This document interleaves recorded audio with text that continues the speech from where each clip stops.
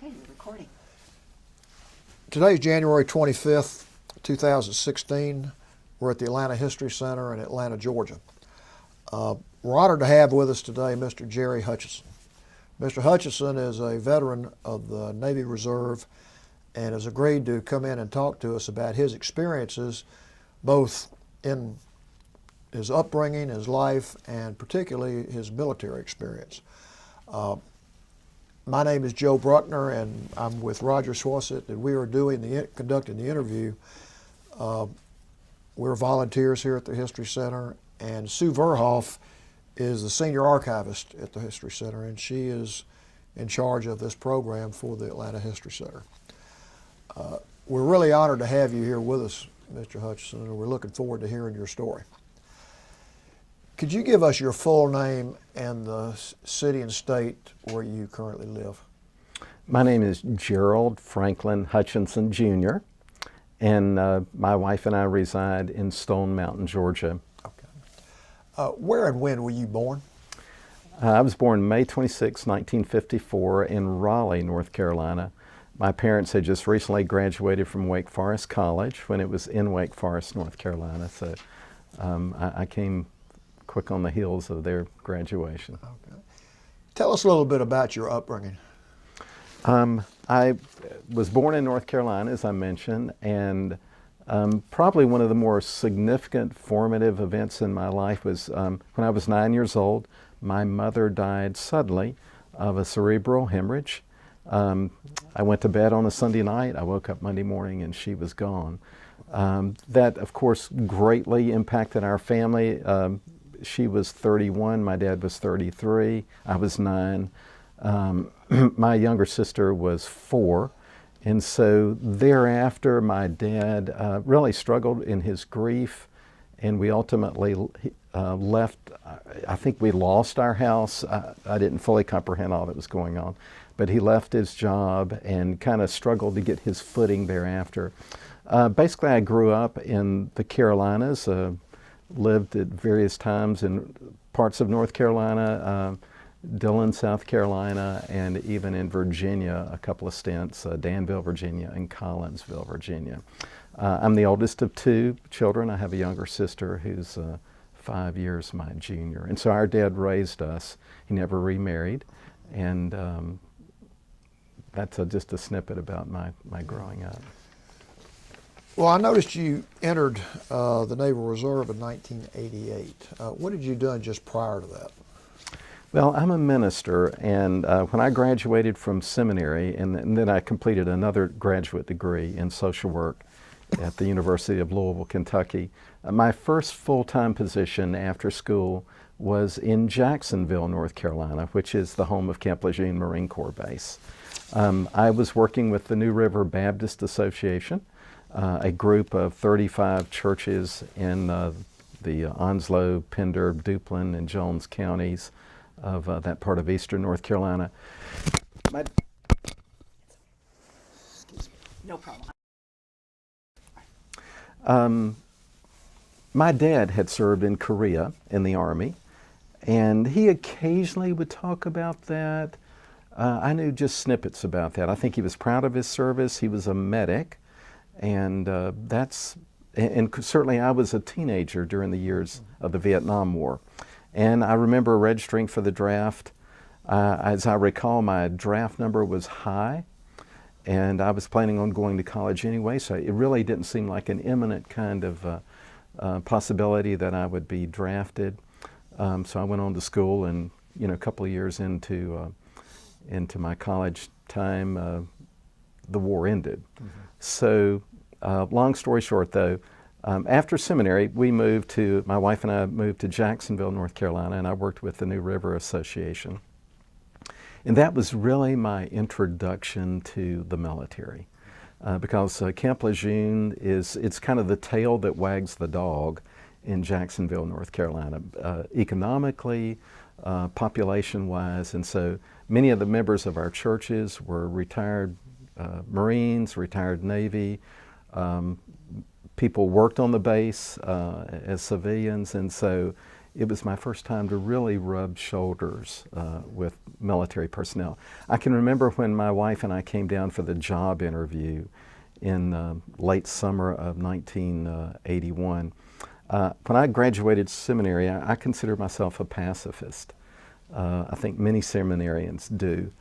And so I can remember, kind of touring the area, and then the search committee asked me, how would you feel when you drive on to Camp Lejeune, and you're certainly going to have opportunities to do that, work with military families. How are you going to feel when you do that? And I can't remember exactly what I said, but I remember coming back to the hotel room that night and telling my wife, I think I just blew the job interview, because I told them, that I'm a pacifist, that I don't have a problem working with military people, but, I'm anti-war.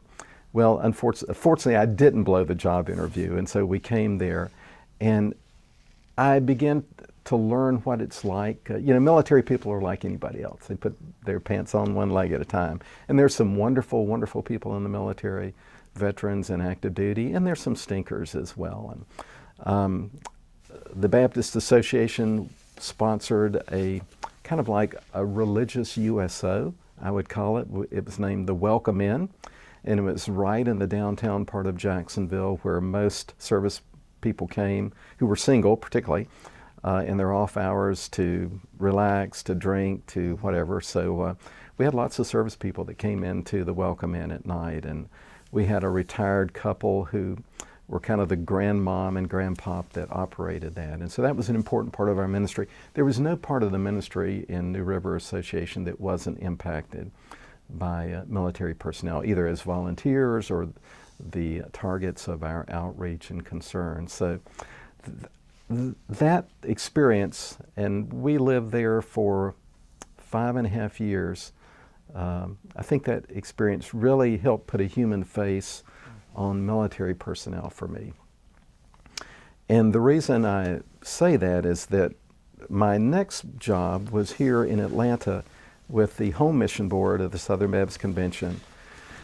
And I moved here in 1987, and at one of the first all-staff luncheons where I and a couple other new people to the staff were introduced, afterwards one of my colleagues, Ken Day, who was the vice president of the communications division, came up and said, hey, I heard that you lived in Jacksonville near Camp Lejeune. I think you would be a wonderful Navy Reserve chaplain.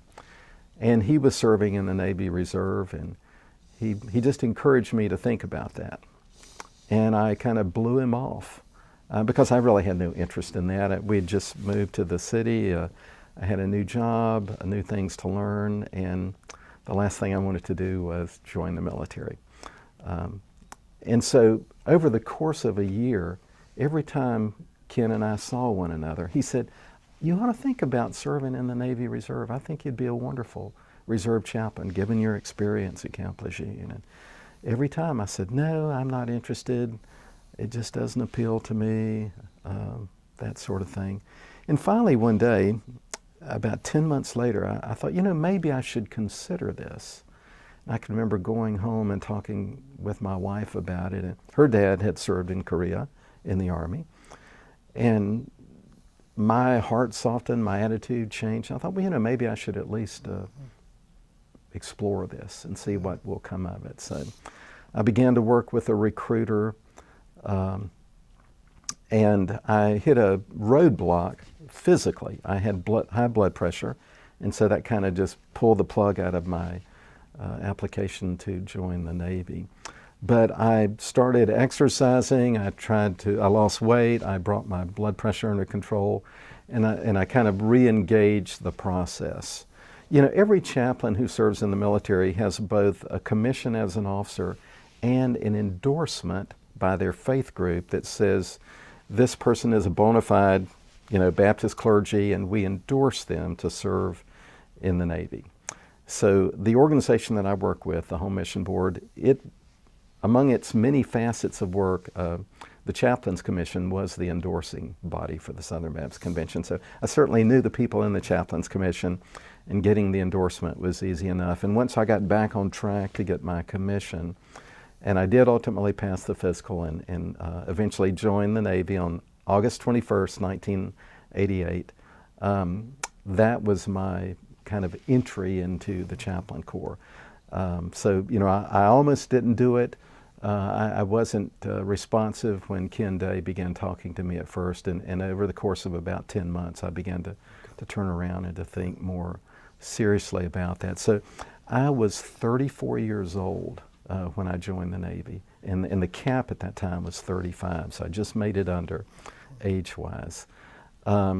My first drills were at Naval Air Station Atlanta, which is contiguous to Dobbins Air Reserve Base. So on one side of the runway you have the Navy and the Marine Corps, and on the other side is the Air Force. So I drilled for about 13 years here in the Atlanta area, either there on the Naval Air Station side or in some of the related groups that are in proximity to Atlanta. So that's a little bit about, I was kind of the accidental chaplain, I guess, in joining the Navy. But I really very much enjoyed it once I started to drill. In those days, the active duty chaplain who was there at Naval Air Station would not let you drill until you had completed the basic chaplain's course at the Navy Chaplain School. So I got orders. I came on, I got my reserve commission in August, and I think it was November, mid-October and early November when I went off to chaplain school at Newport, Rhode Island. That's an 8-week course of instruction. They'll let reservists break it into 2 4-week sections, and that's what I did. So I did the first half in October, November 1998, and then I came back and did the second half starting in January of 1989. And so after that, then I was able to come back and fully be assigned to a drilling reserve unit. Yeah. Now, during the period from '88 until you went overseas, were you primarily performing your duties on the weekends, and then during the summer take a week or two of active duty, or how did that work as far as your schedule? Yeah, most reservists have that kind of rhythm. You do 1 weekend a month, and then you do 14 to 17 days sometime during the year in support of the unit that you're part of. And of course, the U.S. was not at war at that time, so it was pretty much training. My first assignment was with a unit that supported the USS Saratoga. And I actually never went to the ship because I took my first 2 sets of annual training, the 2-week periods, to go to chaplain school. And so by the time I had completed those couple of years, the very next year I rotated out of the Saratoga unit into a squadron there at what was then known as MAG 49 Det C. I spent about 3 years with the Saratoga group, and then went into what we call a green billet when you're a Navy reservist. Blue billets are when you're with a naval unit, and green billets are when you're with a Marine Corps unit. Let me insert a question here. When you talk about a Saratoga group, is a Saratoga a carrier, and you're talking about the other associated ships, or what? Well, that group of personnel, when they did their annual training, they would actually go to the USS Saratoga and then fill in the various departments of the ship based on their rating or whatever. So our group, our drilling reserve unit, augmented the USS Saratoga ship's crew. But like I say, I never made it to the Sarah because I spent my 2 AT periods going to chaplain school, and then I moved over into a Marine Corps billet. The one piece of advice I got when I went to chaplain school was don't homestead in a particular unit. Back in those days, there wasn't a career path in the Navy Reserve like there is nowadays. And so the advice that we received was you wanted to get a variety of experience, because Navy chaplains serve not only with Navy personnel, and of course in the Navy you have ships, you have surface ships, you have submarines, you have air Navy, but Navy also provides chaplains to the Marine Corps, the Coast Guard, and the Merchant Marines. So they just advised us to try to get a variety of experiences so that if you ever got recalled to active duty, that you would hopefully be prepared to go either to a Coast Guard unit or a Marine Corps unit or aboard a ship or, with a naval squadron or with the Coast Guard or whatever. So I tried to follow that and vary my assignments. And then later on in the Navy Reserve during my time, they actually put time limits on billets, on assignments, so that you had a rotational date, even as a reservist. Well, now, how did your life change from a military standpoint when the World Trade Center was attacked? That was like 180 degrees. In September of 2001, I had recently I'd left the Home Mission Board of the Southern Baptist Convention that July, and I came to the staff of Druid Hills Baptist Church in Atlanta. And so literally my first full week at the church began on September the 11th. And I was with one of our older members who worked on the building committee, and he was showing me around the ins and outs of the church plant. And it was probably noon before we finished our tour, and I learned about the bombings that had happened that morning, or the planes crashing into the Pentagon and to the Twin Towers. So I literally, that was kind of my welcome to Druid Hills Baptist Church. And I can remember shortly thereafter getting phone calls from the Readiness Command chaplain, who was kind of over a geographic region, wanting to know, are you in a position to be recalled? Do you want to be in the first wave? Do you want to be in the second wave? You want to be in the third wave? And I was explaining to him, listen, I have just come to a new church. They don't know me. I mean, they know that I have this commitment as a reservist to be gone 1 weekend a month. But I'm not sure the wisest thing would be for me to come on to active duty at a church that I've just been employed at for, a week or two. So I really said, you better put me down in the third wave. And basically that's what they did. I didn't get any recall there in those early days after, 9/11. Talk about the events surrounding your recall and how you felt about it and how that changed your life. Well, as I stated, I joined the Navy Reserve in August of 1988. So, I had 13 years of monthly training and, subsequent periods of active duty for training. And, you always talk about what would it be like when the balloon went up, if the country went to war and you got, mobilized to go on active duty. And I began to see, and back then the plan was that you were part of a unit and your entire unit would be called and you would go to the ship or whatever. But what began to happen in 2001, at least with Navy reservists, is what they later began to call individual augmentees, IAs. And rather than taking your unit and bringing the whole unit on active duty, more likely they were cherry picking certain skill sets, whether it's a chaplain or an intel person or MPs or whatever. Individuals were getting assignments to be recalled to supplement the active duty component. So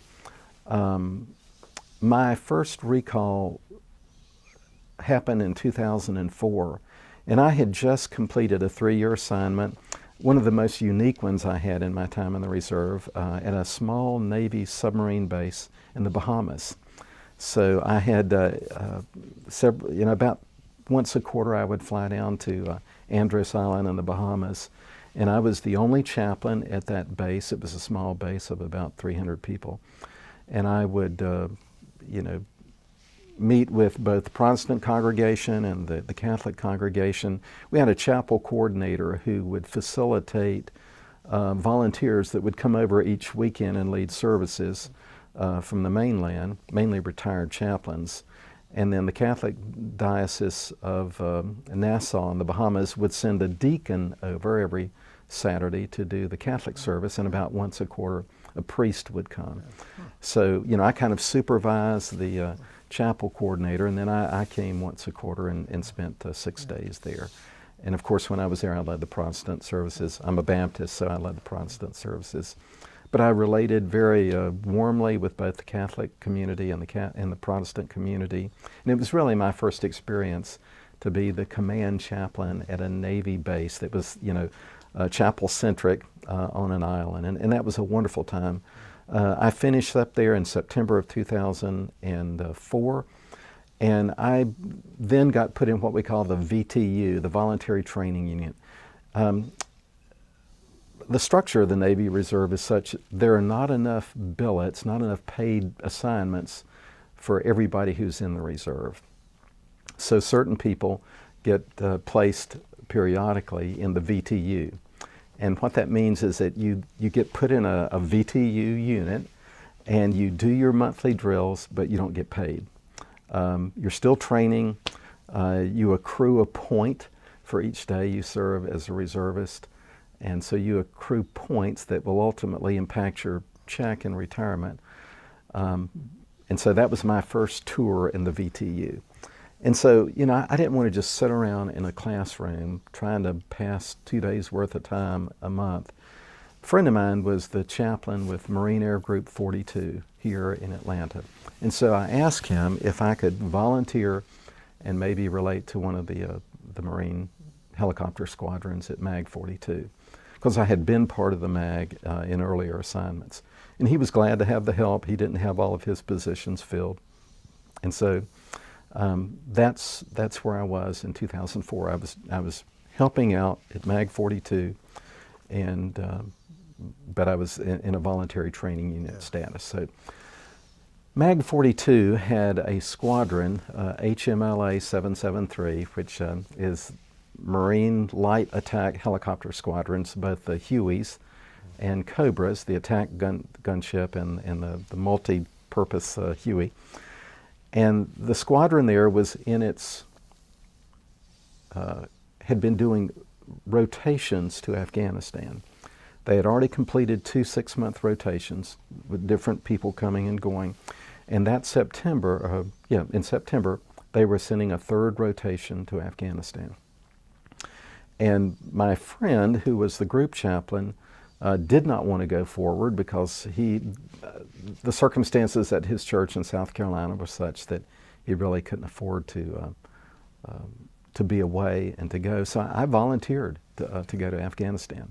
At that point, I was a commander in the Navy, an 05, and I can remember when I kind of officially said, I'll volunteer, I lost sleep there for a couple of nights thinking about, what is Afghanistan?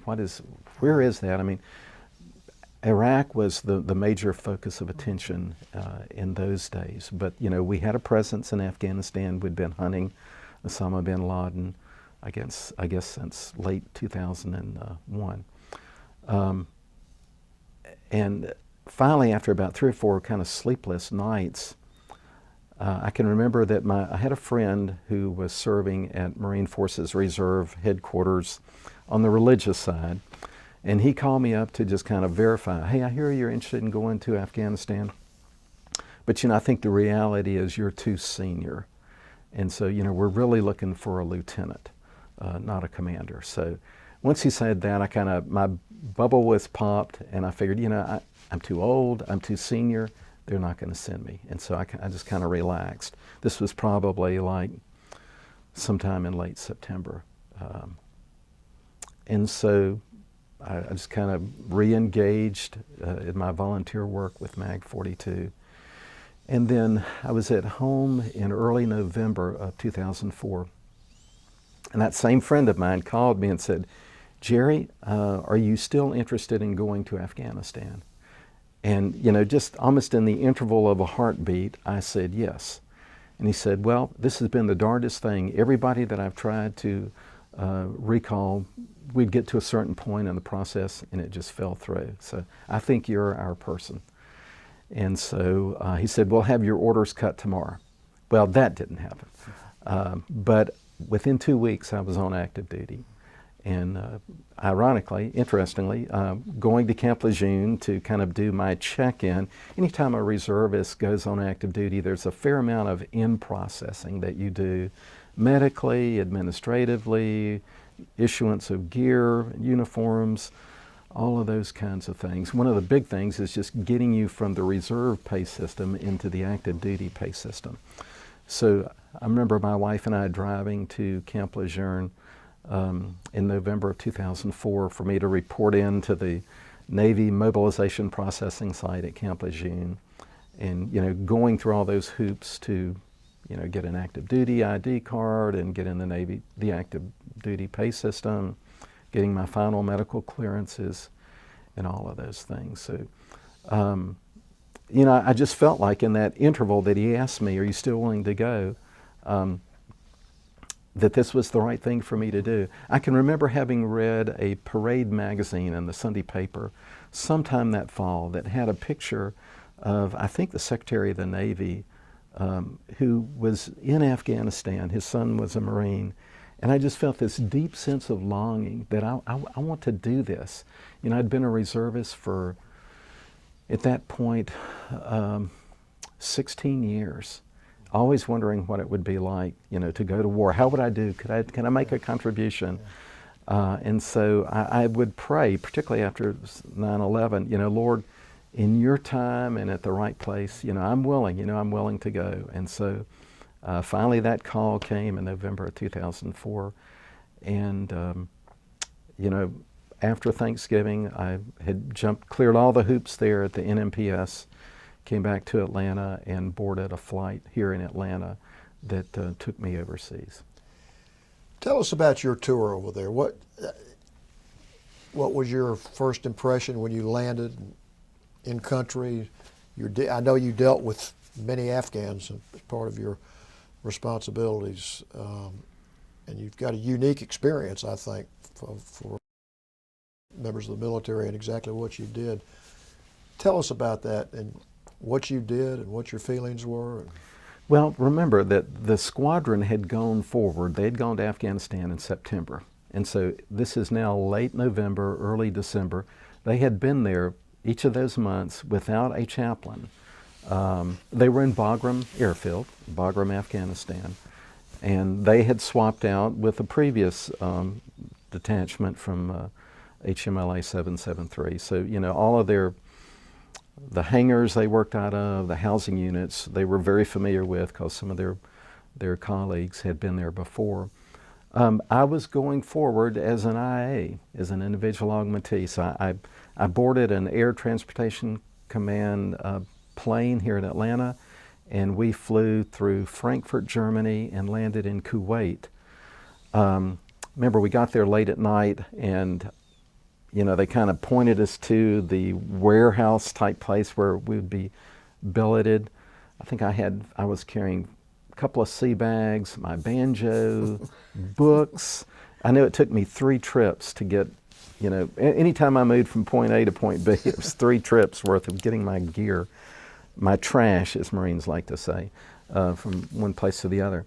And I got to Kuwait, and I really had some difficulty trying to then get into Afghanistan. Kuwait was the entry point and the exit point for folks who were going into Iraq or who were going to Afghanistan. So most people that were there were either going forward on into Iraq or were coming back from being in Iraq. So I remember I had to kind of, check in, and they got me into the database that I was in Kuwait. And I learned that there was a flight to Afghanistan the next day, but it was another unit, but I couldn't get on that flight because they didn't have any available seats. And so a day later, there was a flight that was going. I remember going to the air terminal there in Kuwait, and again, I didn't make the cut to get on the flight. And so I came back to camp again, somewhat frustrated at this point, trying to make it to Afghanistan, and finally came back to the air terminal. There was supposed to be a flight that left that night.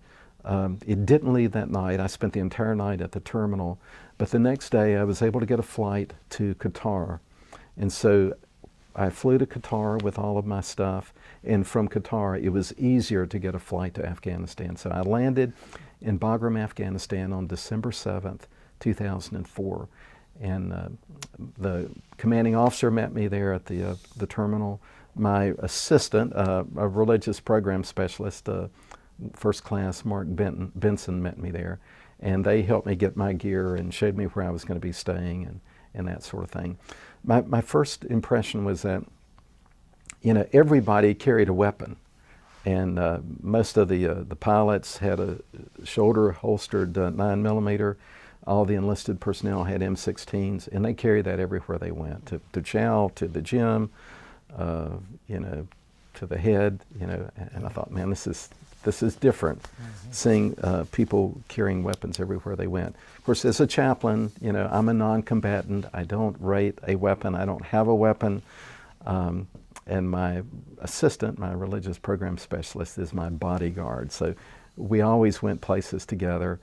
There was relative safety there on camp, so I didn't worry too much about camp. But every time we traveled, his duty was to protect me and to assist me as we ministered to people in those places. So I thought it was fortuitous to arrive at Bagram on December 7th, 2004. Yes, a memorable day. Memorable day, yes. And a hard 2 or 3 days just to get there. Yeah. Talk about your experiences there, particular dealings with the Afghani people. Well, again, I was with the HMLA 773, HMH 422, I believe it was. They were not part of MAG 42. They were out of Miramar, California. In HMH designates a heavy helicopter, the CH-53 helicopters that, it's the largest helicopter in any of the military branches, can transport a Humvee internally or externally on a winch, lots of troops, that sort of thing. So we had the big 53s, we had the Hueys, we had the Cobras, and then we had we had a MALS, a Marine Aviation Logistics Squadron, that provided the maintenance and support for those. There were a fair number of contractors. One of the other ahas for me was how many contractors now go to war alongside our military personnel, doing everything from construction, food service. The folks that I work with most closely were aviation experts.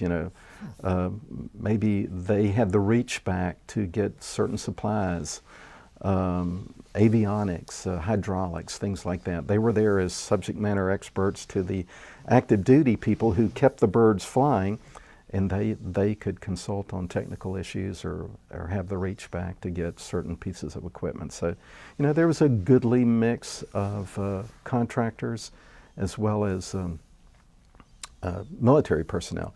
And there at Bagram Airfield, you had the International Security Assistance Force. It was definitely a joint effort at that point in the war. So, Air Force, Army, Navy, Marine Corps. There were some NCIS people on the plane. The plane that I took from Qatar to Bagram, we were in a big C-130, and there were 4 of us. 3 of them were NCIS agents and myself. I later learned that the NCIS agents were coming there to investigate a sexual assault that occurred in one of the units that I was chaplain with. That was kind of sobering. But so, Bagram it's a very diverse place. In addition to the joint U.S. forces, there were Koreans, there were the Brits, there were Australians, Egyptians, and so it was a multinational force. And that, as a humble reservist who was used to drilling with Marines or Navy, it was quite an education to come be in a joint force and to be in an international force. And I had some interesting experiences that I'll tell you about. I'd like to hear about some of those experiences. I got there in the season of Advent in the Christian calendar, and so I was prepared. I'd kind of communicated and coordinated with my RP to gear up for the celebration of Advent and Christmas and Epiphany. So I brought things to do that, and it was a wonderful time of the year to kind of arrive and for our Marines to have. We had our own chapel within the compound at Bagram Airfield. It was a plywood structure. It was very humble, but it was our place where we had worship services. And I brought a picture, in fact, to show you this. This was taken on Christmas Eve, 2004, and these were the people who were in attendance that night. You can see we had aviators, we had air crew, we had support people, and it was a fairly diverse group, and we had a wonderful experience of worship on Christmas Eve, and I'll never forget that. I can remember opening the door of that plywood chapel, and the stars were just outstanding that night, and thinking, oh holy night, what an incredible sight this was. Put you in the Christmas spirit even though Absolutely. you were miles away. Absolutely. One of the things that we did, we were just inundated with gifts from back home. Snack items, beef jerky, candy bars, cookies, personal hygiene items, socks, things that families send their loved ones to let them know that they are still remembered. And there was such an abundance of that people were giving their excess, and we had a certain room where we put all the excess stuff, and if you needed toothpaste or a toothbrush or had a certain type of deodorant that you liked, the chances were good that you could come into that little area and find what you needed. But even with that, we still had such abundance that one of the things that the RP, my assistant, had started doing is that the Egyptians' function there was to operate a field hospital. And it was geared primarily to the Afghan nationals who lived adjacent to Bagram airfield. And so we would go over to the Egyptian hospital about once a week, and there was kind of an ante-area between the boundary of the hospital and the exterior security gate of the airfield, that when people, and every day people would come from out in the little community of Bagram to see a physician or to see, medical help. And so they would come to that exterior gate, and they would kind of ration them in, maybe a dozen at a time, in that, betwixt and between area before they actually came into the Egyptian hospital. And we could go there with our excess of food and socks and hygiene items and stuff, and we would give things away to the Afghans who came. I mean, I recall when almost like biblical scenes of people bringing someone on a blanket that needed to see a doctor, or maybe carrying them on their back. And, it's just distressing scenes of people in need, as well as people that came in ambulatory. But they would kind of pass through our little area, and we would give everybody something. Might be some food items or some hygiene items or socks. We began giving away socks. It was winter time. And I would notice that many, many people did not have socks. They would wear like flops, but they had no socks. And so we began to write home and say, hey, send us socks, send us gym shoes. And so we would give those things away once a week. And it was a very meaningful thing because our CO did not want our personnel to go outside the wire. We were aviation, and we had no business, in his mind, going out of the protective bounds of Bagram Airfield to interact with the locals. So that was really the only chance that a lot of the Marines had to really meet an Afghan person and to interact with them. And I can remember as we were getting ready to leave, I was asking different Marines, what's a special memory you're going to take home from this deployment? And almost exclusively, the ones who had participated in the Egyptian hospital giveaway said, meeting the people at the Egyptian hospital. So it was our only chance, and it was a wonderful chance to interact with the locals. And to help people. And to help people, and to be kind of goodwill ambassadors. And our Marines really, really enjoyed that. And we had such an abundance of stuff, we were never going to use it. So we gave it to people who hopefully did make good use of it.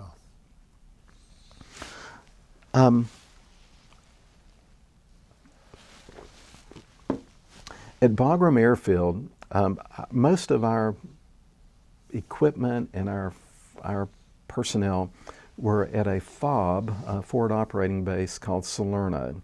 And Salerno was on the eastern border between Afghanistan and Pakistan. And so we would rotate our personnel between Salerno and Bagram. Bagram was kind of the place to come back and recover. You know, it was paradise, so to speak. And Salerno was more humble. You know, it was a fob. The amenities there were nothing compared to Bagram. Not that we were in the lap of luxury, but we had it better than a lot.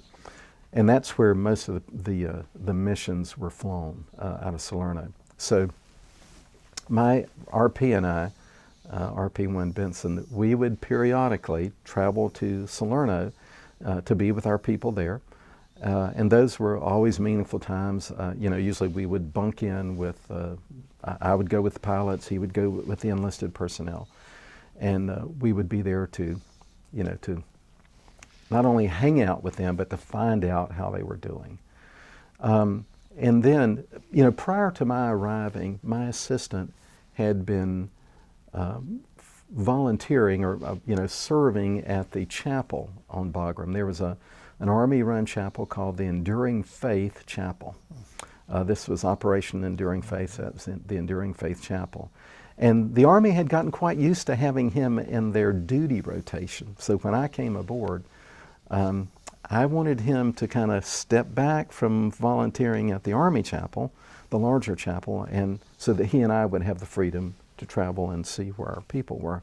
Well, that caused some tension initially with the Army chaplains, and you know, I had to reassure them that I was going to be a good team player.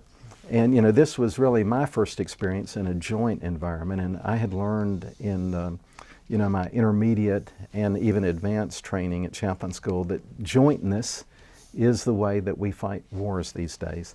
And so I knew it was important to be a good joint player. I can remember telling my CO that the Army was pushing back a little bit on getting the RP there, and he said, I'll go tell them to go to hell. You know, you don't need to do, you're our chaplain. I said, no, you know, I need to be a team player in this mix. So, and occasionally they worked me into the rotation. I would preach at the Army chapel about once a month, as well as do the services there at our little humble chapel at Camp Lejeune there on Bagram Airfield. But in addition to ministering to the people there at Bagram, we would travel periodically to Salerno, and then the Army chaplain, who was kind of the senior chaplain for the area, tasked us to go to a more remote FOB where there were Marines there, and they did not have a chaplain. And so we got the assignment to go every 15 days to a place called Camp Blessing, which was in the Kunar province, kind of in northeast Afghanistan. Some of my most amazing experiences happened there at Camp Blessing. Camp Blessing was very humble place. The building itself was a concrete or a stone type building that had once been like a sanatorium for people with tuberculosis or people with AIDS. In fact, right next to the structure was a graveyard, and the graveyard had just the most jagged kind of headstones. I mean, you know, we're used to seeing nice, you know, granite works of art. These would be like, you know, triangular sheets that probably someone had chiseled out or broken out with some sort of mallet or something, and those were the headstones. And the story that I heard was that when the Taliban came into that area, that they actually had the people there at the sanitarium go and dig their own graves, and then they killed them and buried them in the graves there right next to the place. So, you know, it was a very modest structure. It didn't have running water. There was a river nearby, and they hired an Afghan to gather water from the river every day and bring it up. And this was kind of on top of a hill, you know, security-wise, you always want to have a high point. So someone would bring water up to Camp Blessing so that we could, you know, not that we drank it, but they did use it in flushing the toilet and that sort of thing. So, but there was only one shower, and the plumbing had been kind of jerry-rigged, so it was like the faucet was like about here. So anytime you took a shower, you had to kind of crouch down water was so precious that you took a nice Navy shower, you lathered up, you got wet, you lathered up, you turn the water off and then you rinse yourself again. And most of the time it was not warm. In fact, it was so frustrating that I never bathed when I went to Camp Blessing. It was just too darn hard to take a shower there. So it was just very modest facilities. Later on, the Commandant of the Marine Corps came to tour the troops in Afghanistan. And I guess he went to Camp Blessing and noticed how Spartan their living quarters were, and he actually had them build a more modest kind of kitchen so that they could do a little bit more in terms of food preparation. They had kind of a recreational room, again, a plyboard, so that there were some amenities there other than just, the stone structure that they lived in. But my RP and I went there every 15 days, and the Marine OIC there had very good relationship with the people in the little village nearby, Nangalam. Okay. And so occasionally we would go outside the wire with him, with the Marines as our escort. Now talk about that, what you observed and what your... Well, my first experience to go out of outside the gate there was some locals had invited us for a meal. And so we had a feast of sorts there, of goat and lamb and rice and fresh bread, just out in the open, sitting in plastic chairs. You could see the hide from where they had killed the goat that day and had skinned it. The food was delicious, and it was an amazing experience to be out there with the locals. You got a little bit of a sense of what the market was like. The people, we were a curiosity to the people, so that they would kind of stop and gawk at us. But that was my first experience, was to go outside the wire and enjoy that wonderful Afghan meal and their hospitality. I was surprised that they had Pepsi Cola in plastic bottles there. I said, how in the world did they get Pepsi Cola in a small village in Afghanistan? But they were very warm, they were very cordial, they were, it was only men. You would never interact with the women. But that was my first experience. They also had, the Afghan security force was contiguous to Camp Blessing. So the military personnel there and the Afghan security force, they were very cooperative and did things jointly. They had some observation points at the high points in the mountain, and they would hire a young boy to take a donkey up to resupply fresh water or boots or whatever was needed. In fact, I brought, I think I can show you a picture of what that was like. This was the little boy who they hired to, climb up that very steep mountain and resupply the folks at the OP. So he would bring things down from the mountain? Or more importantly, take things up, whether it was food or water or boots or whatever. Okay. And they paid him a modest amount to do that. So that was kind of interesting to see. Yeah. I mean, these were very steep mountains, and to think that a little boy would go up by himself with a burro up and back and do that, and they would just tie the things onto that. Another amazing experience that I had, well, let me show you another picture. Here, this is his dad, I think, helping him, get the water cans and the boots and all, and he would take these burros up the mountain. One day I was in the chow hall at Bagram, and a contractor came up to me and said, "Hey, Chaplain, I've got a couple of cases of frisbees. Do you think there's anything you could do with these?" I said, "Yeah, give them to me. I'll figure out something." And so my RP and I, we took a case of these frisbees with us once to Nangalam, and whenever we were there, kids were always kind of hanging out by the gate, the entry gate into Camp Blessing. And they loved it when you would come down to the gate and interact with them or throw snowballs at them or that sort of thing. And so we brought this case of frisbees, and we would come outside the gate. There was a police building there. The little village was to the left, and the kids were always milling about. And we gave every kid and every adult a frisbee, and then we taught them, what you do with frisbees. I was trying to see if I had a picture of throwing frisbees with people in Afghanistan. Somehow I couldn't find it in this particular notebook. But that was so much fun. Even the police, were throwing frisbees. And I was afraid that we would come back on a subsequent trip and see that they were using it to eat off of, because, it had the indention in it. Like a plate. But they had great fun, and it was so much fun wonderful. to teach them to throw a frisbee. And whenever we came back, we would go like this, and they knew exactly what we were referring to. So that was kind of a neat thing to do. So I had multiple kind of opportunities to engage with the local people there at Camp Blessing.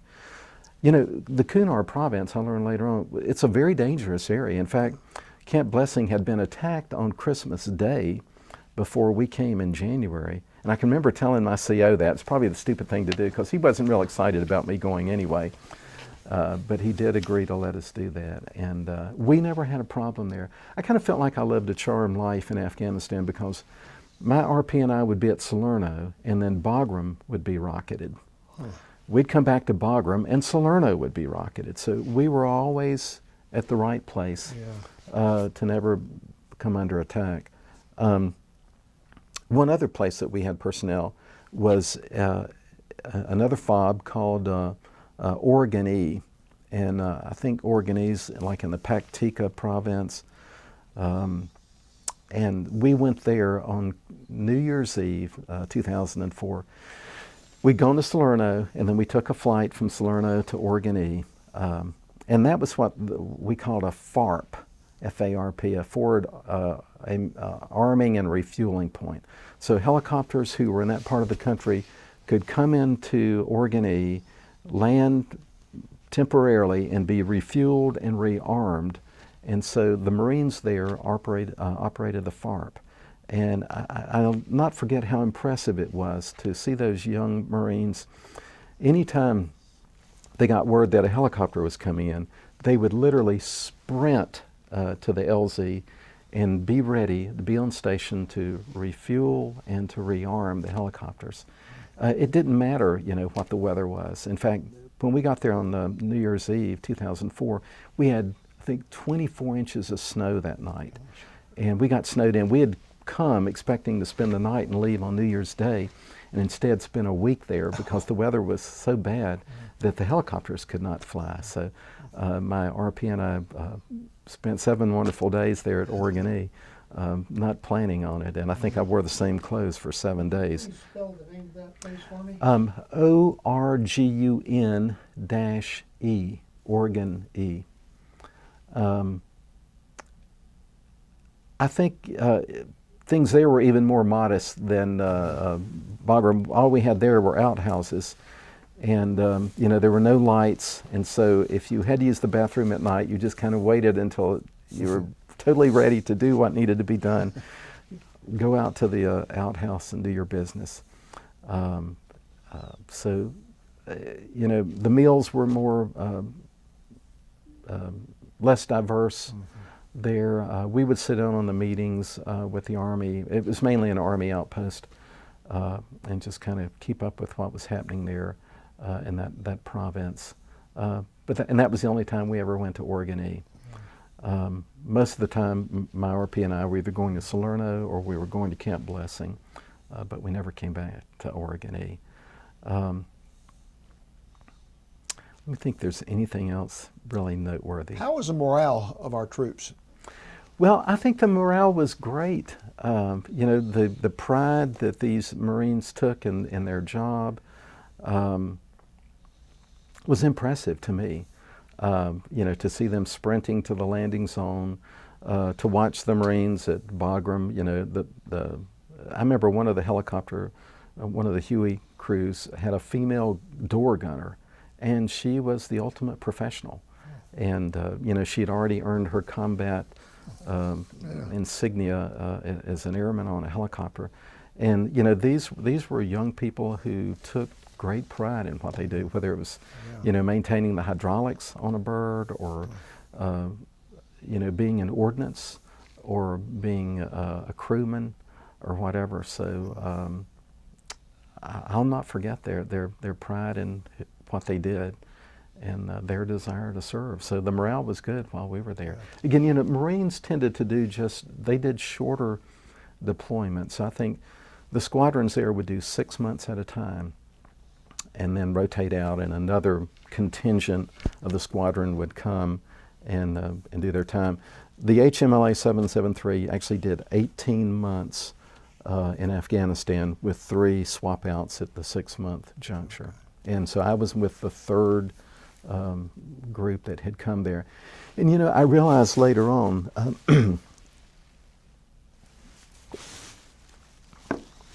the group that I was with had been in the 1st rotation. And the chaplain they had at the time was a young man, new to the Navy, new to the chaplain corps, and did one of the things that we always counsel Marines and sailors not to do. He got married just before he deployed. And so I think he was terribly homesick. And long story short, he just did not function well there. And they ultimately sent him home. And so that was kind of the perception that a lot of these helicopter pilots and some of the Marines had of a chaplain. And so I really do think part of God's will for me to go as a more senior person was to kind of help reestablish some of the credibility of the command religious program among that particular group of Marines. It sounds like you did it.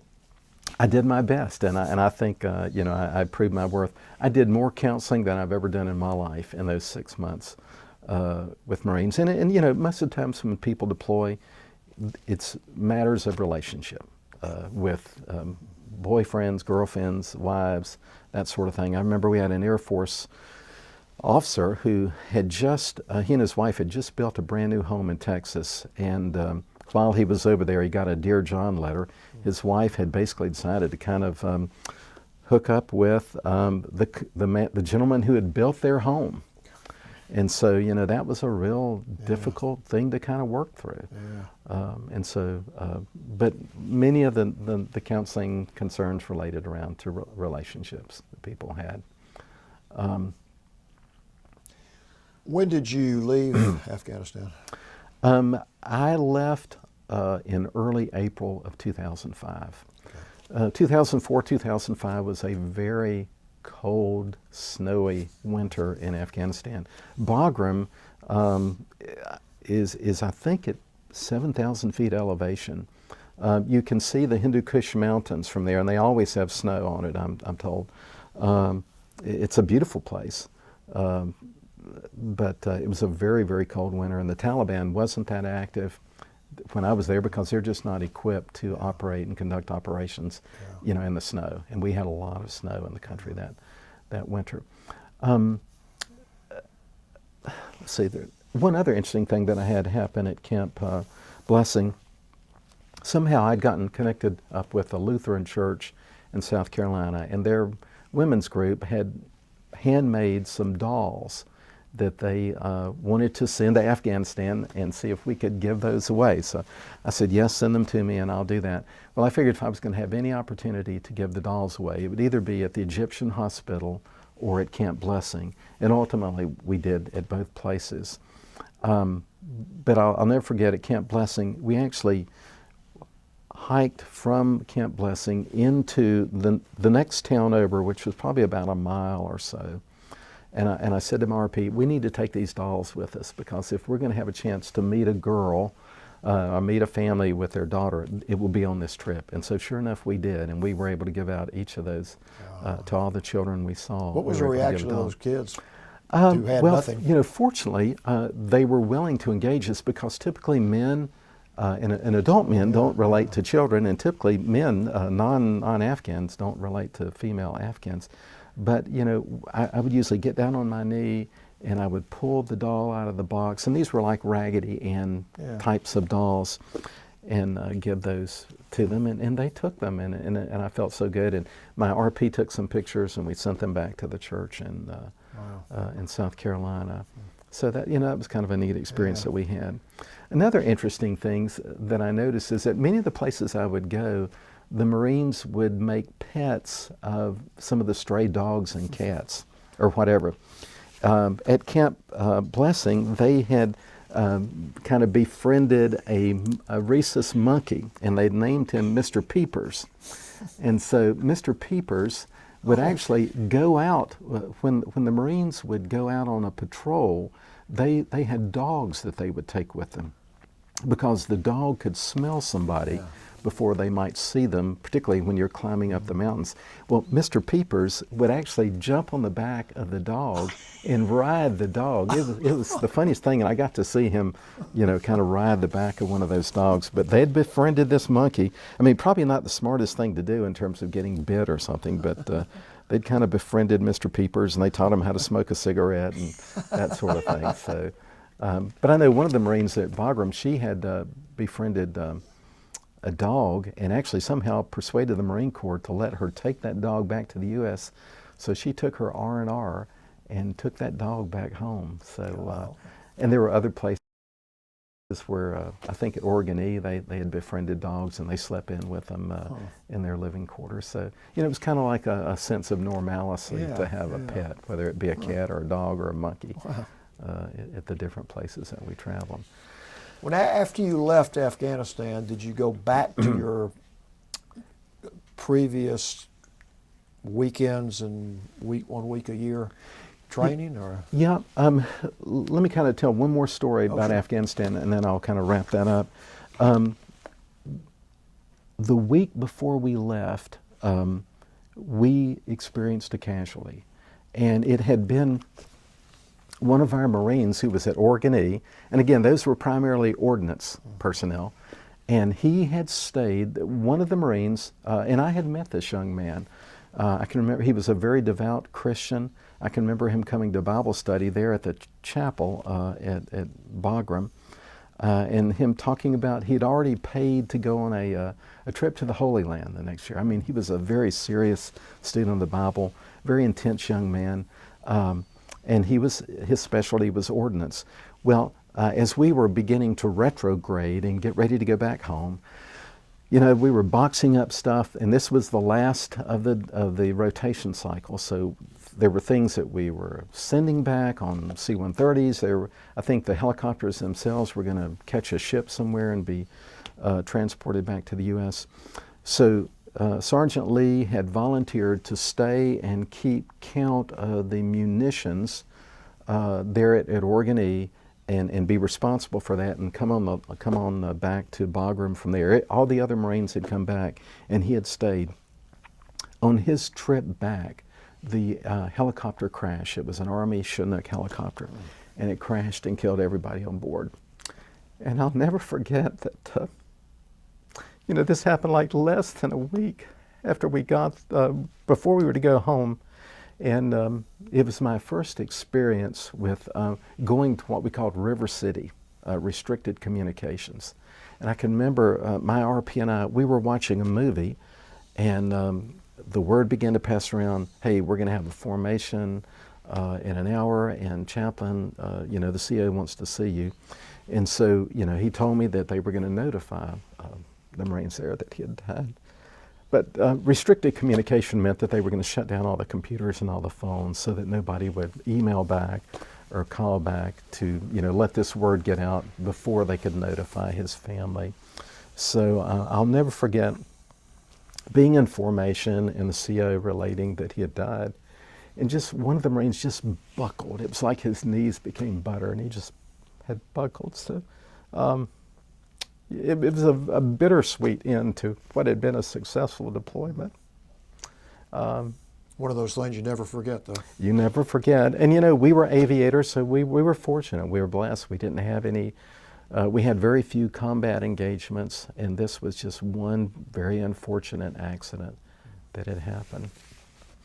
I brought my diary, and I noted on that day that Sergeant Lee was killed in a helicopter crash near Ghazni. Ghazni was the closest town to Oregon E. I said, this word hit us like a bombshell.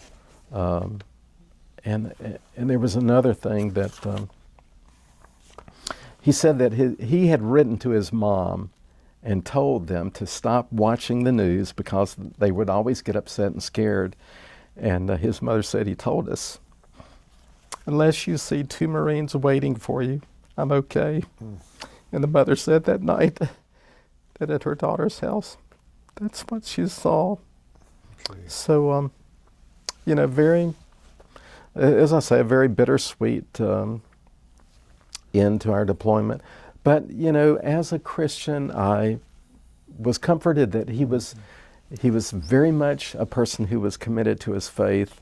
And when we had his memorial service, and they did the battlefield cross with the boots and the inverted weapon, the Marines actually put his Bible in between his boots because they knew that he loved to study the Bible. Yeah. And I've never seen a battlefield cross where they would put the person's Bible between their boots. Wow. So, I've certainly done many memorial services, and we did the very best we could to, honor his memory and to help, bring some healing, one of those rituals that is beneficial in the grief process.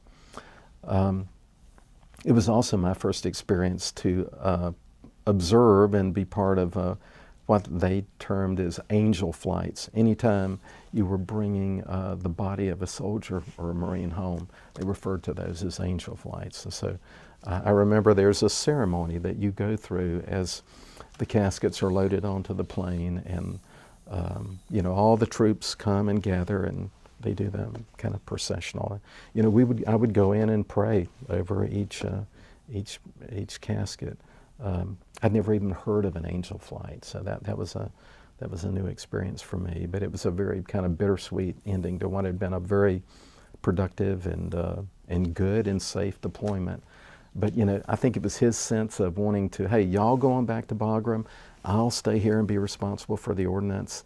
Yeah. And it was just, I think, a sandstorm. Ultimately, they determined that somehow the pilot lost situational awareness, and he thought he was accelerating to go upward, and he ended up accelerating going down, and the plane crashed and killed everybody on board. Well, I know you were a comfort to those Marines who were there and needed help. Well, we did our best, and when we got back here to Atlanta, we had a memorial service where his mother and sister came as well, out at the chapel at Dobbins. Good. So, but yes, to answer your question, when I returned, I actually went back into the VTU and continued to volunteer at MAG 42 until I got picked up in the next go-round for a paid billet, and I actually got a billet there at MAG 42. Now, you ended up going to Africa, didn't you? I did. Talk about that experience. That was 2005 when I came back in April, and I finally came off active duty in May. Again, you have to kind of go back and do all the things in reverse that you do to come on active duty. Yeah. Medical checkup, the administrative paperwork, taking you out of the active duty pay system, getting your DD 214 paper that documents your service as a veteran. And so, and then whatever terminal leave you have left before your time actually runs out, and you then return to reserve status. So, as I said, I was back in the VTU probably for about 3 months until I then got put in a billet at MAG 42, and stayed there. Eventually became the group chaplain at MAG 42. I was there when we decommissioned the MAG, and it went away as part of the BRAC, the Base Realignment and Closure Commission. When the Naval Air Station went away, the Marine Air Group went away.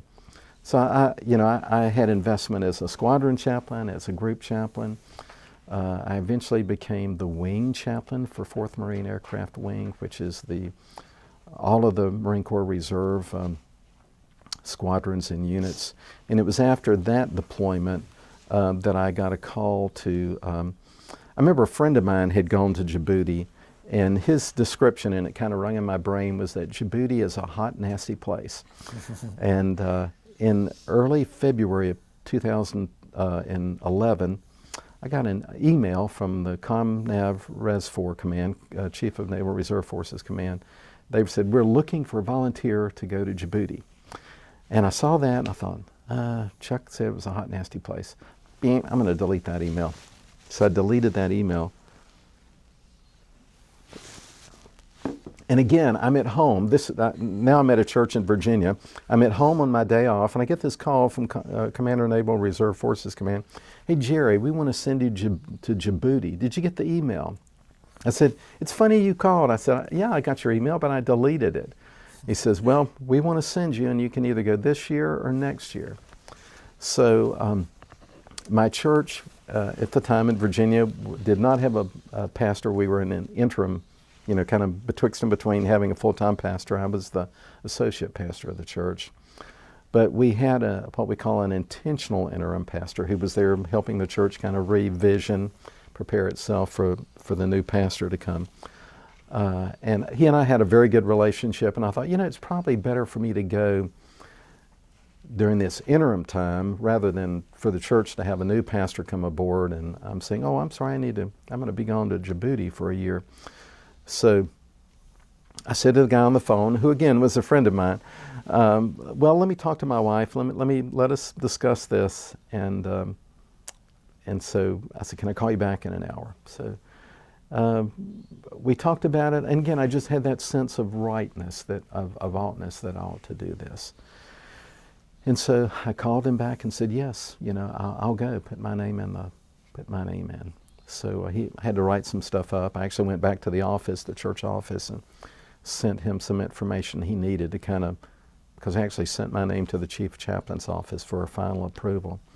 That was early February. And I didn't get orders to Djibouti till April. And I wasn't about to tell my church that I was going to be gone for a year without having the orders in my hand. You learn in the reserves or in the active duty as well, I guess. You don't do anything without orders, and sometimes even when you get orders, those can change. But the orders finally came through in April, and I got them Holy Week, the week before Easter. So I'm not going to tell the church on Easter, that I'm going to be leaving next year. So I waited till Easter was over, and then I told them that I was going to be recalled to active duty. This was different than experienced Afghanistan, where I had, basically 2 weeks notice. This was a long warning order. I learned in February that I would be mobilized in September and then do about a 3.5 month training period before deploying in January for a year. So I had plenty of time to kind of, get my affairs in order and let the church know and let the church make other plans, and for me to make the plans that I needed to make, working with my wife and all. By this time this wasn't her first rodeo, so we kind of knew, generally how this process plays itself out. But again, it's kind of like joining the Navy Reserve. I wasn't interested at first, but it was a good thing that I ultimately said yes. So, I reported for active duty September the 12th, I think, in 2011 at the NOSC, the Navy Operational Support Center in Richmond, Virginia. And then from there, my next point was to go to Naval Station Norfolk. And we spent about 3 months there getting ready to go. Again, we did a week or so of in-processing, all the little hoops you jump through. And then we actually went. At that point, the Navy and all the services had been using IAs so frequently that they'd refined the system in great detail. And so anybody who was being recalled to active duty in the Navy now had to go to what we called NIAC, N-I-A-C-T, Navy Individual Augmentee Combat Training. So there were a group of about 50 of us that were, going to Djibouti. Some of us were reservists, some were active duty. But we were all together there at Norfolk, went through all the stations, got all the clearances, and then we boarded a bus in Norfolk and drove down to Columbia, South Carolina to Fort Jackson for NIAC. And again, that was basically combat savvy, you know, the big thing that you had to do was qualify on your weapon. Again, I kind of got a pass on that since I'm a chaplain. But all the people had to qualify on either the M16 or the 9mm as part of leaving that. But we did all kind of stuff, you know, NBC training, you know, nuclear, biological, chemical training, map reading, convoy operations. One of the interesting things, and I at that point in time, I probably had been with the Marines 13, 14 years, you know, Marine aviation's, I'd been with the wing, I'd been with a logistics group, I'd been with an artillery group, so I had I thought, a pretty well-rounded combat resume, you know, short of fighting. But we did some training there that I found really incredible. There'd been a lot of rollovers of Humvees in Iraq, and so they actually would put us in a Humvee, and then they had the ability to roll it over so that you were upside down, and you had to get yourself unstrapped, hopefully without conking your head on the ceiling of the thing, and then get out of the Humvee. That went fairly smoothly, and then we did that in the larger personnel carrier as well. So that's some training I'd never experienced before, you know. But that had been quite an issue in Iraq, and there'd been some deaths when people rolled over in a canal or something and drowned because they couldn't get out, couldn't unbuckle their. Well, how did you end up in Kenya and those countries? Well, the mission in Djibouti is very, very unique. And Djibouti, they described it as 3D: defense, diplomacy, and development. And Djibouti is in Saharan Africa. It's in northern Africa, right where the Red Sea and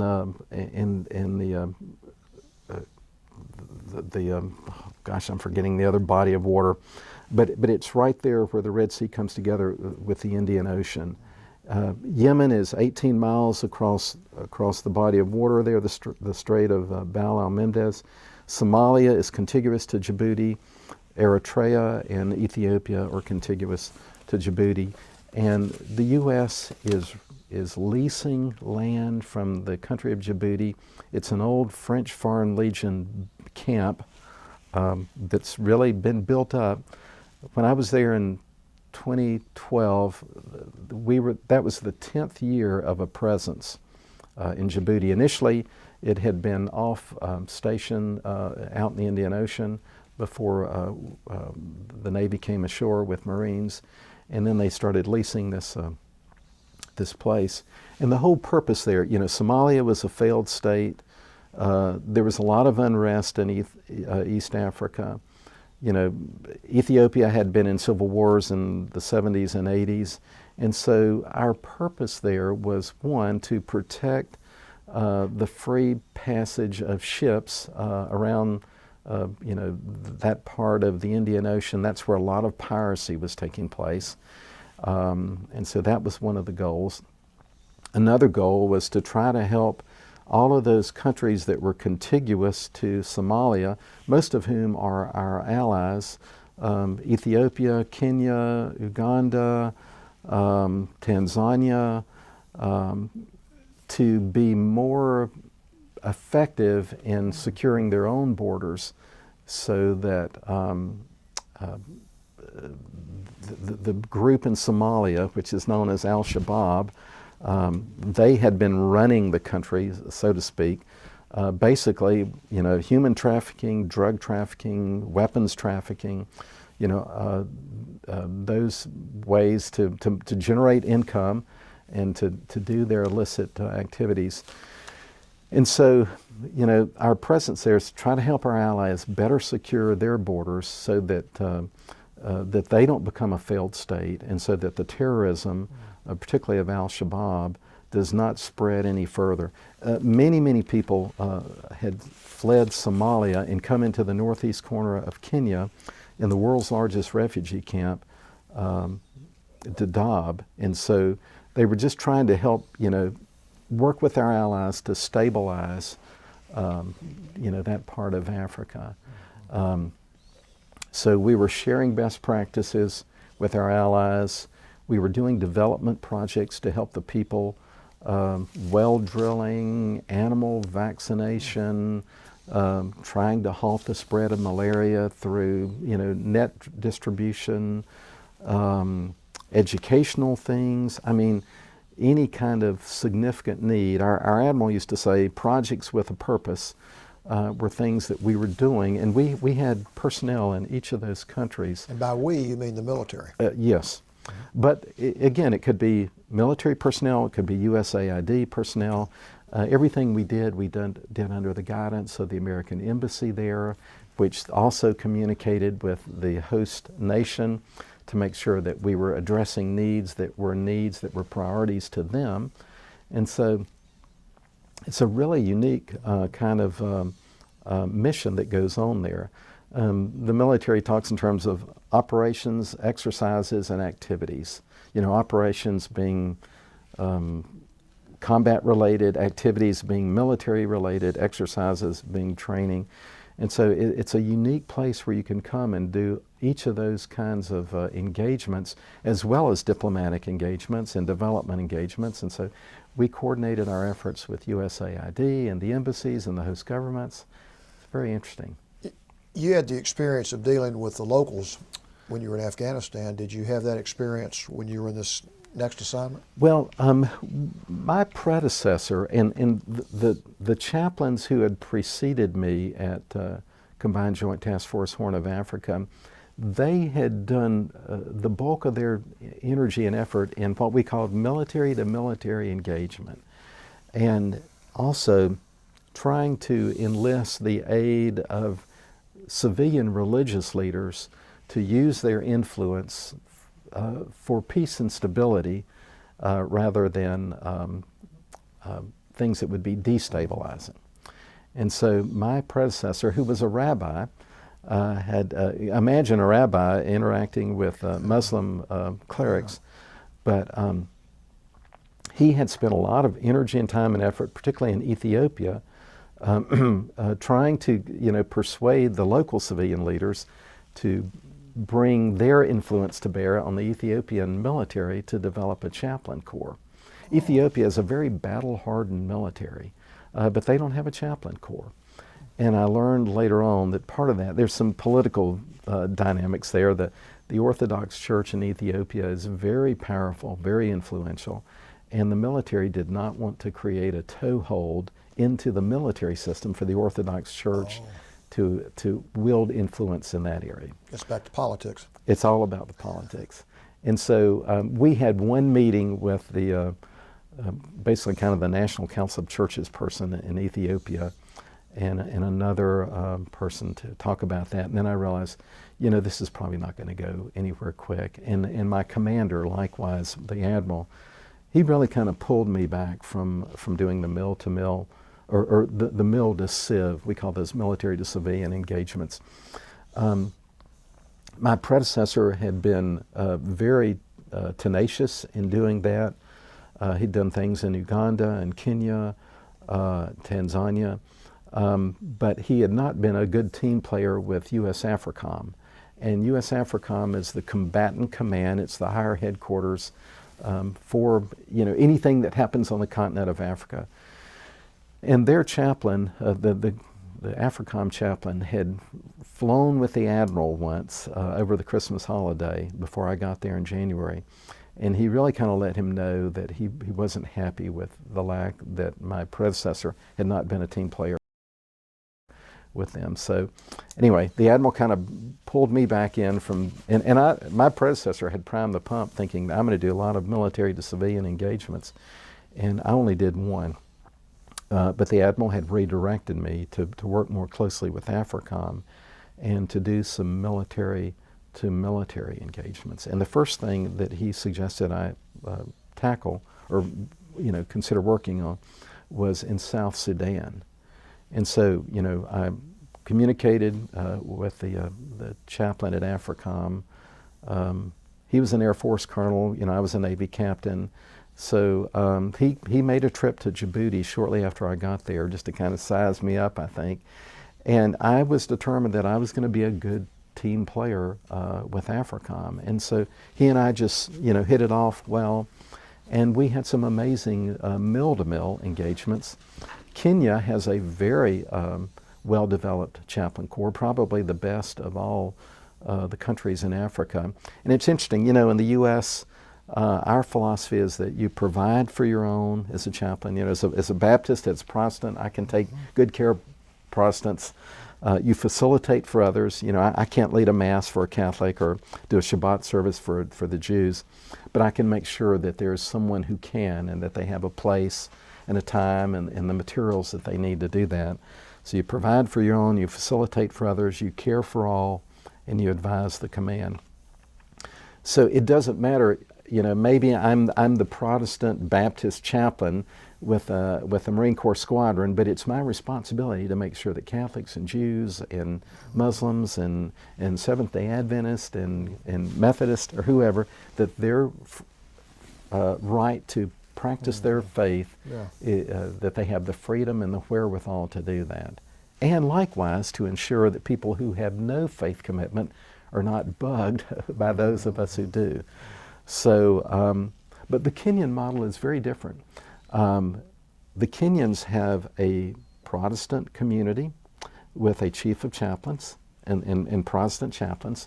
They have a Catholic community with a Catholic chief and Catholic chaplains, and they have a Muslim community with Muslim chaplains and a Muslim chief. So the chaplain, you have 3 chiefs of chaplains in the Kenyan military, and each of them relate solely to their faith tradition. So it's a very different kind of model than ours.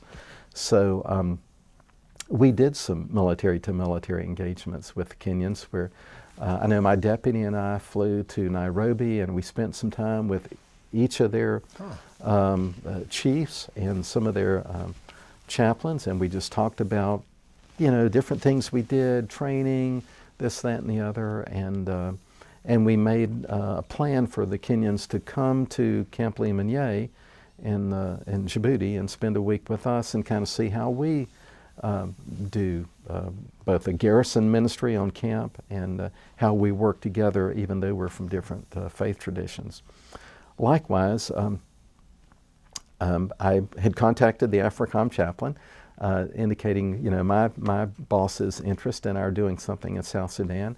And so he set up an opportunity for us to go and meet with the chaplains in South Sudan. Of course, at that point in time, South Sudan was less than a year old. It had just formed the year before. And we flew into Juba and met with their chaplains. And, it kind of reminded me of maybe what it was like for chaplains during the Civil War. These were clergy people and people of faith, deacons and otherwise, who had just joined their fellow church members, so to speak, in that long fight for, against the Sudanese capital. This was kind of a bush war, and they went out in the bush with their people to minister to their spiritual needs. And so they had a strong presence, but it was not a well-organized chaplain corps. And now that South Sudan had been recognized as its own country, their whole military was kind of in a transition of going from a war footing to how do we operate and function in a peacetime setting. Although, there's been lots of internal conflict and struggle there in South Sudan. But the military at that point in time, was just beginning to transition. We've known nothing but fighting our neighbors to the north. So how do we begin to carry out our functions as a military? And particularly, how do these chaplains, have recognition and begin to formalize their chaplain corps in South Sudan?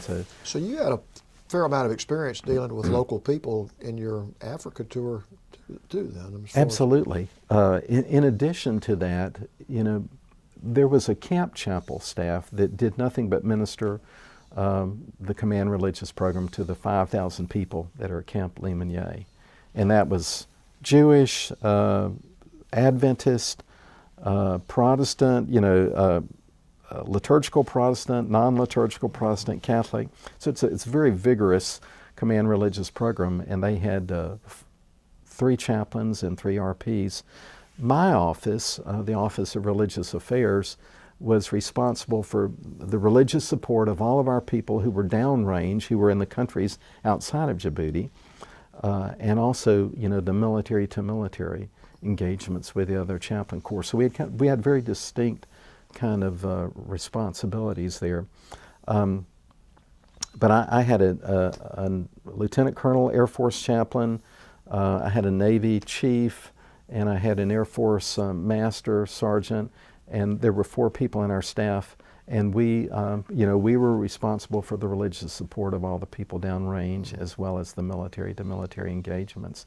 And we engaged with the Kenyans, we engaged with South Sudanese, and we engaged with the Seychelles Islands. They have a chaplain corps of 1, and we got an invitation to come and spend time with their chaplain, who's a Catholic deacon. The Seychelles are very Catholic islands, and so their only chaplain is Catholic, and we went and spent a week with him and met with senior officials in the Seychelles military to talk about, they needed to begin to plan and bring on another chaplain and cultivate him and that sort of thing. So.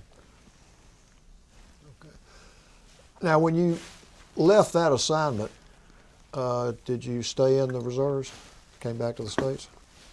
I did. There was kind of an interesting thing that happened. I told you that I felt comfortable leaving my church during the interim period, and that the intentional interim would look out for me. When I got to Djibouti, 2 weeks in, I get an email from the intentional interim saying that the church is going to vote to eliminate my position.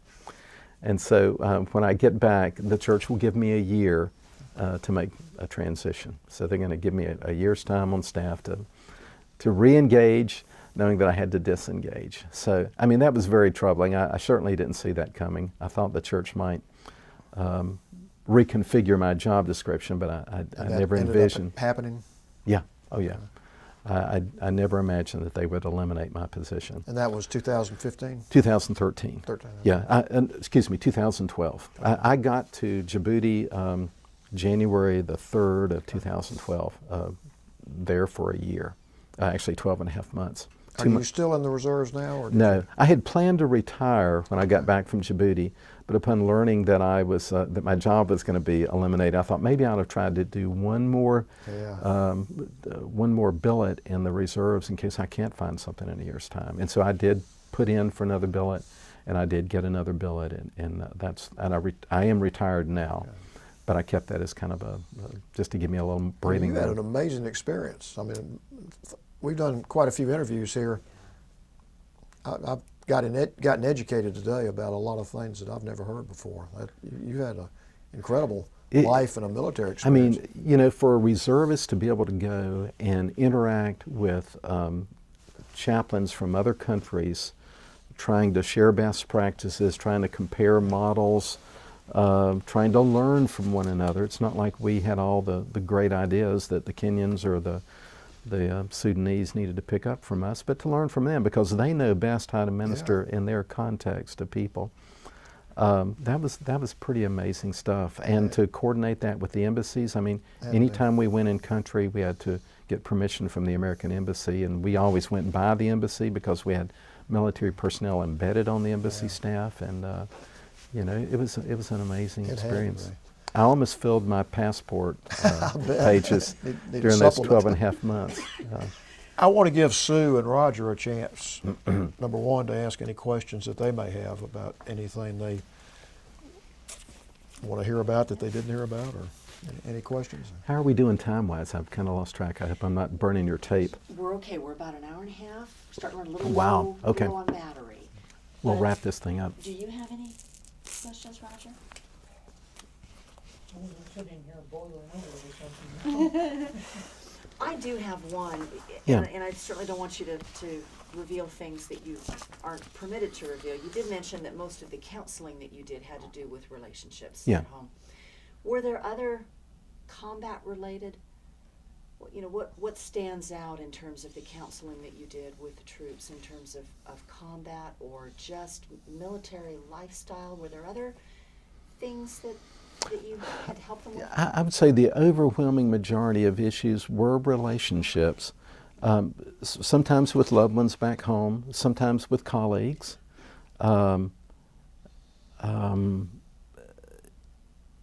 When I was in Djibouti, we did have a CB take his life there on camp. I think it related to a relationship that went bad. A boy, it was a man and a woman that he was dating. Very sad.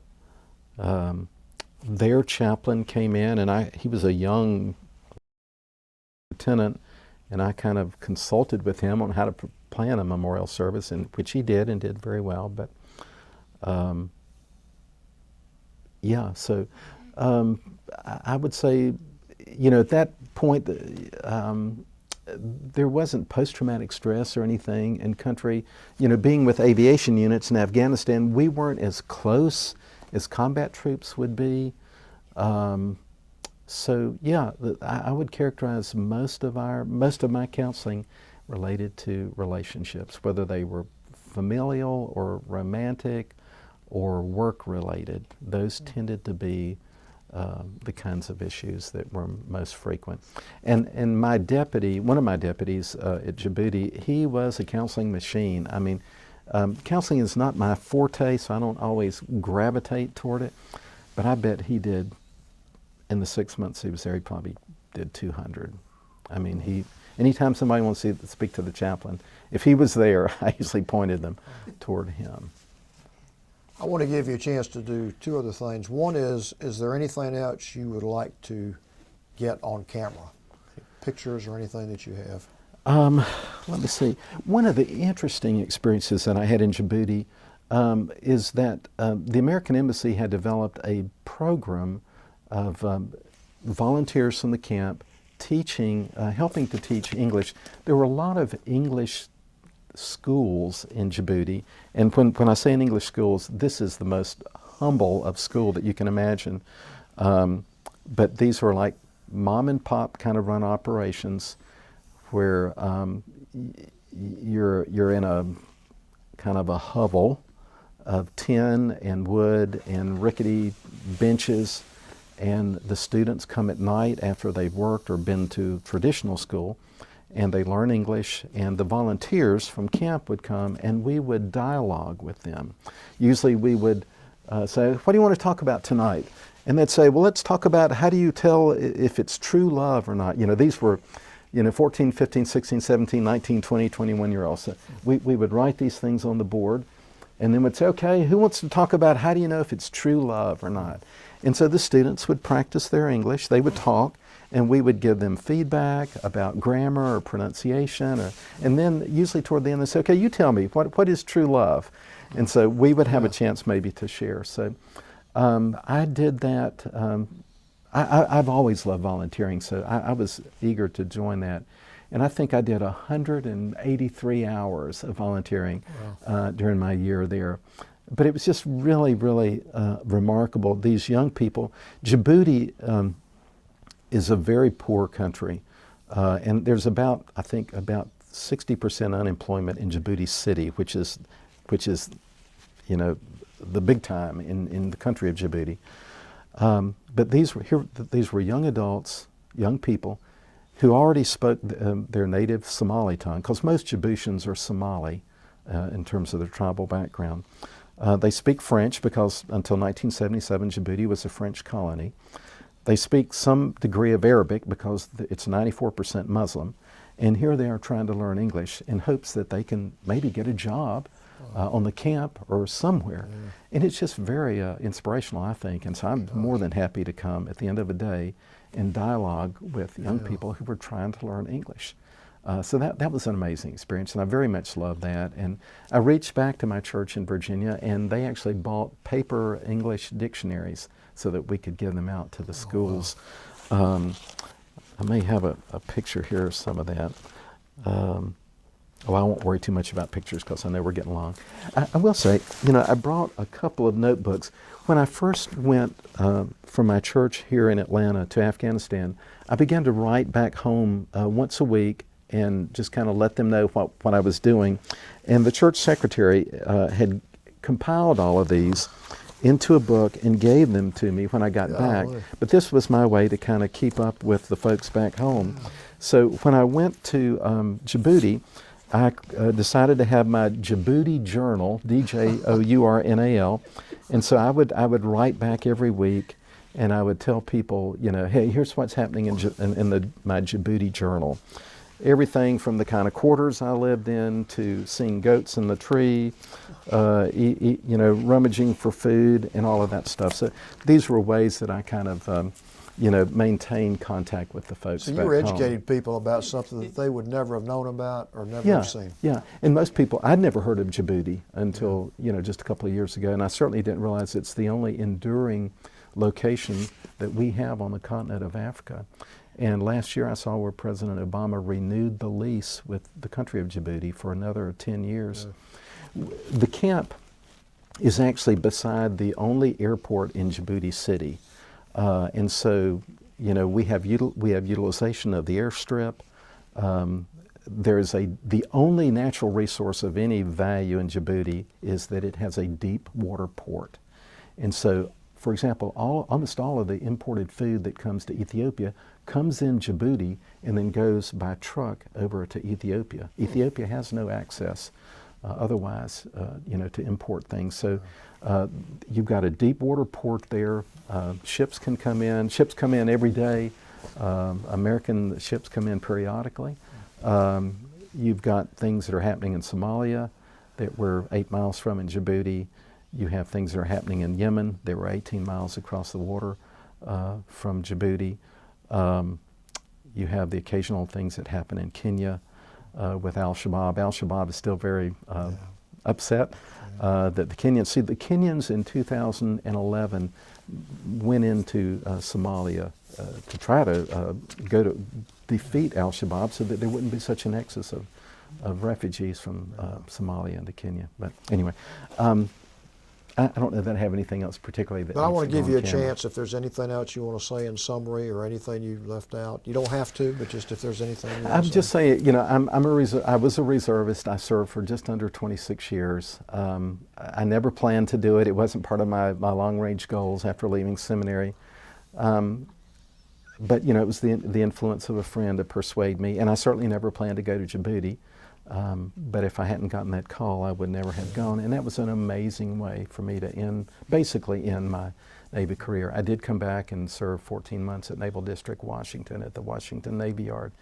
But it was a pretty amazing experience to be able to do military to military, military to civilian, as well as the traditional providing religious support to our troops. I was 34 when I joined. I served, you know, to age 60. I retired the month I turned 60. So I'm so thankful that, you know, that God helped me to kind of catch a vision of that and, you know, to give religious support to our America's sons and daughters and as well. So. Well, I mean, you've got an experience in the world that very few people have between your African experience and your Middle Eastern experience. And I mean, you came from a pretty tough upbringing with your mom died. Then you're a pacifist, but you volunteered for the military and you served. You volunteered to go overseas twice, which not a lot of people do. Yeah. And I mean, that's a real credit for you. And you didn't just fight in a war, you went and helped people. Helped those Afghans and helped the people down in Kenya and the countries around Kenya. And you know, the whole time you're serving your mission of being a Christian chaplain. So I mean, I would do it again in a heartbeat. Well, you should be very proud of what you've done, and we all want to thank you for coming here today and telling your story, and we want to thank you for your service. Thank you. Thanks for giving me the opportunity to talk about it. Hopefully I didn't talk your ears off. Oh, this is great. It's great. Now that